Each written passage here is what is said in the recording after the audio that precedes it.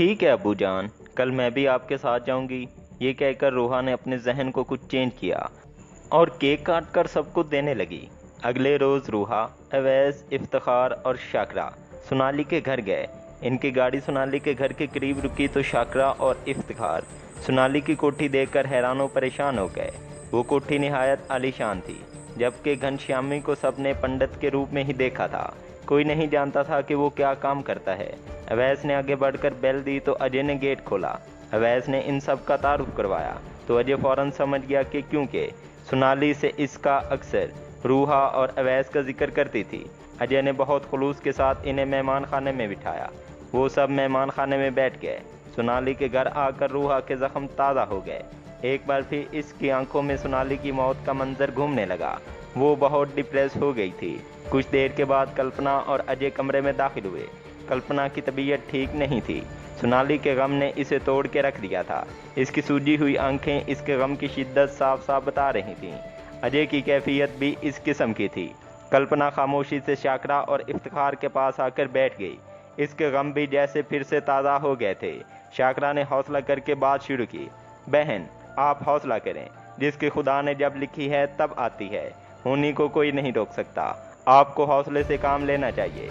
अभी आपके और भी बच्चे हैं। अगर आप बीमार पड़ गए तो उनको कौन संभालेगा। कल्पना जैसे अपने आंसू रोक कर बैठी हुई थी। शाकरा की बात सुनकर इसके आंसू टिप टिप गिरने लगे। सोनाली तो सबकी जान थी। इसको आँच भी आ जाए तो सब तड़प उठते हैं, लेकिन इसको तो किसी जालिम ने जलाकर मार दिया। क्या गुजरी होगी मेरी बच्ची पर। कल्पना ऊंची ऊंची आवाज़ में रोने लगी। अजय इसे दिलासा देने लगा तो इतने में एक 11-12 साल प्यारी सी बच्ची भागकर कल्पना से लिपट गई। कल्पना ने इस बच्ची को प्यार किया। सोनू, तू क्यों उदास होती है। वैसे तो वैसे ही रोना आ गया। कल्पना ने इस मासूम बच्ची के नाजुक दिल के लिए खुद को बदलने की कोशिश की। ये मंजर देखकर रूहा का दिल जैसे मुट्ठी में आ गया। इसकी आंखों के सामने बार बार सोनाली का खूबसूरत चेहरा आ रहा था। वो अपनी आंखों में तैरते हुए आंसुओं को बार बार पी जाती। पुलिस ने कुछ नहीं बताया। कुछ नहीं पता चला कि कातिल कौन है, किसने इस वहशियाना अंदाज में सोनाली का कत्ल किया। इफ्तिखार ने कल्पना से पूछा। घनश्यामी जी ने यह केस पुलिस से वापस ले लिया है। वो कहते हैं कि सोनाली का मुजरिम मैं खुद ढूंढूंगा। मुझे तो इनकी भी बात समझ नहीं आती। उम्र के 25 बरस गुजारे हैं इनके साथ, लेकिन मैं इन्हें आज तक नहीं जान सकी। कल्पना ने उलझे हुए अंदाज में कहा। यह काम पुलिस का है भी नहीं। रूहा बेसाख्ता बोली। क्यों, तुम ऐसा क्यों कह रही हो। अगर पुलिस का नहीं है तो फिर किसका है। ये कत्ल का केस है। इफ्तिखार ने हैरत से रूहा से पूछा। दरअसल हमारे पुलिस के महकमों की कारकर्दगी इतनी खास नहीं है, इस लिहाज से रूहा ने कहा है। अवैस ने रूहा की बात को बदलने की कोशिश की। एक जाती सा सवाल पूछ रहा हूँ, अगर आप महसूस ना करें। इफ्तिखार ने हिचकिचाते हुए कहा। हाँ, आप पूछें। कल्पना ने कहा। घनश्यामी जी के बारे में ज़्यादातर यही मशहूर है कि वो एक पंडित हैं और वो ज़्यादातर पूजा पाठ में मसरूफ़ रहते हैं, लेकिन सोनाली ने कभी ये नहीं बताया कि वो काम क्या करते हैं। लेकिन इतना पैसा उन्होंने कमा लिया, इस बात पर तो मैं भी हैरान हूँ। लेकिन उन्होंने मुझे कभी नहीं बताया कि इतना पैसा उन्होंने कैसे कमाया। फिलहाल तो उन्होंने एक मार्केट खरीद रखी है जिसके किराए के सारे अखराजात भी पूरे होते हैं और बैंक में भी पैसा जमा रहता है। फिलहाल तो इसके लिए कुछ नहीं करते, लेकिन इससे पहले उन्होंने पैसे कमाए ये मैं नहीं जानती। कल्पना ने इंतहाई मासूमियत से कहा। लेकिन कल्पना और इसकी औलाद इस बात से लाइलम थे कि घनश्यामी ने मकरू कारोबार के जरिए कोठी और मार्केट के अलावा और भी बेशुमार जायदाद बना रखी है। अजय कुछ देर तक इफ्तिखार की गुफ्तगू सुनता रहा। फिर वो तीखे से लहजे में बोला। लेकिन आप ये सब बातें क्यों पूछ रहे हैं। इस कत्ल का इन बातों से क्या ताल्लुक। तुम मेरी बात को गलत अंदाज ना दो। जब कोई ख़ास वजह नज़र नहीं आती तो फिर मैं ये सोचता हूँ कि घनश्यामी ये लफ्ज़ क्यों कहा कि सोनाली के मुजरिम को सज़ा मैं खुद दूंगा। इसने पुलिस से ये केस वापस क्यों ले लिया। इसका तो साफ साफ ये मतलब है कि घनश्यामी के किसी ज़ाती दुश्मनी के बाइस ये सब हुआ है।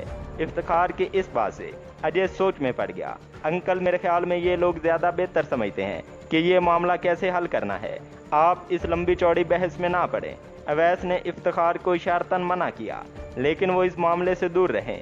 अवैस ने जब ये देखना कि सोनाली के कत्ल का मौजू काफ़ी लंबा होता जा रहा है तो इसने अपनी घड़ी का डायल देखना शुरू किया। आंटी, मुझे 1 बजे बहुत ज़रूरी काम से जाना है। कोई 1-2 घंटे के बाद मैं आप लोगों को लेने आ जाऊंगा।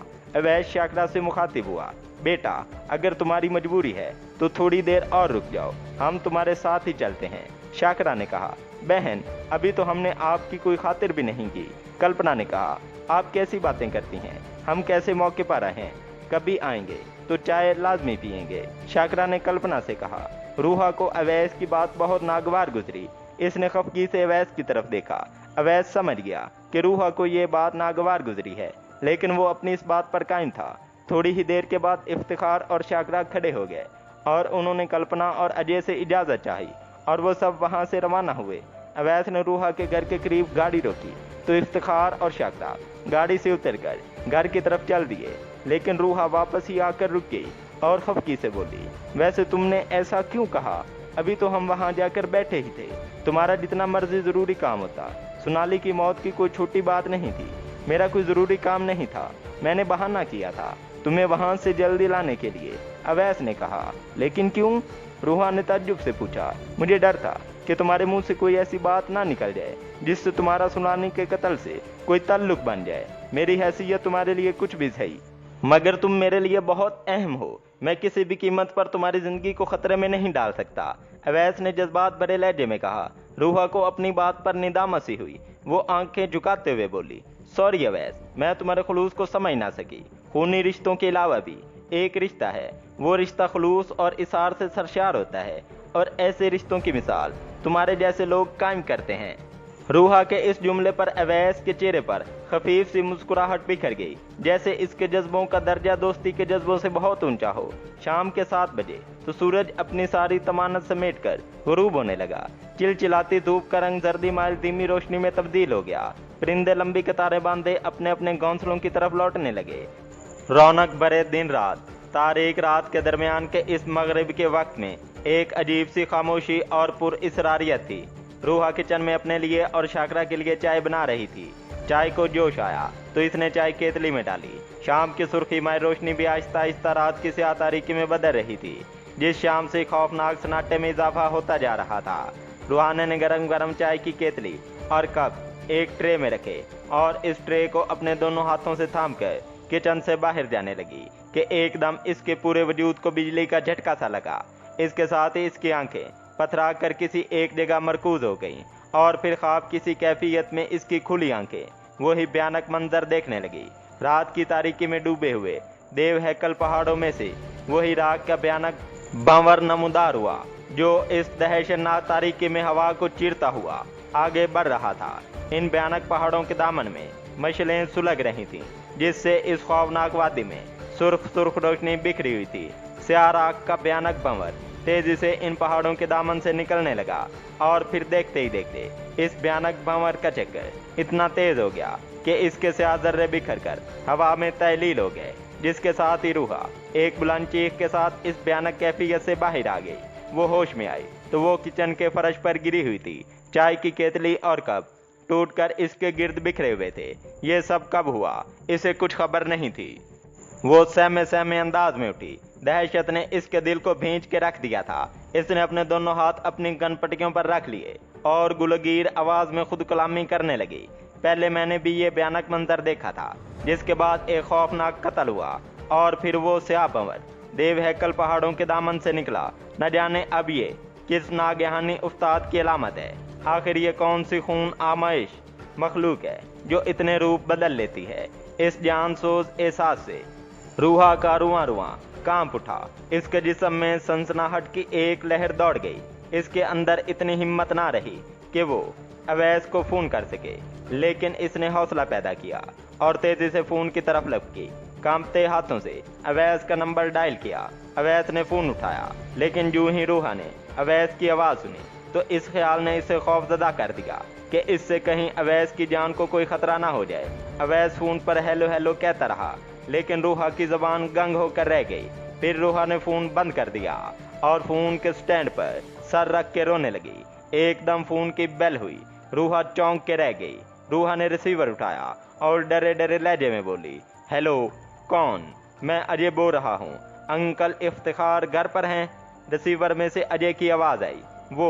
वो अभी घर नहीं आए, 9:30 बजे आएंगे। आप इस वक्त फोन कर लेना।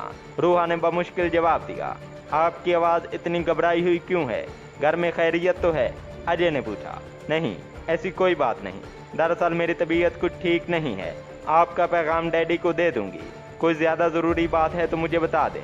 दरअसल मैं 9:45 बजे के करीब इन्हें फ़ोन कर लूँगा। मैंने सोनाली के कत्ल के मुतल्लिक इनसे कुछ बात करने। ठीक है, आप 9:45 बजे के करीब फ़ोन कर लेना। इसकी आवाज़ लड़खड़ाई। सोनाली का नाम सुनकर रूहा की घबराहट में इजाफा हो गया। इसने जल्दी से रिसीवर रख दिया।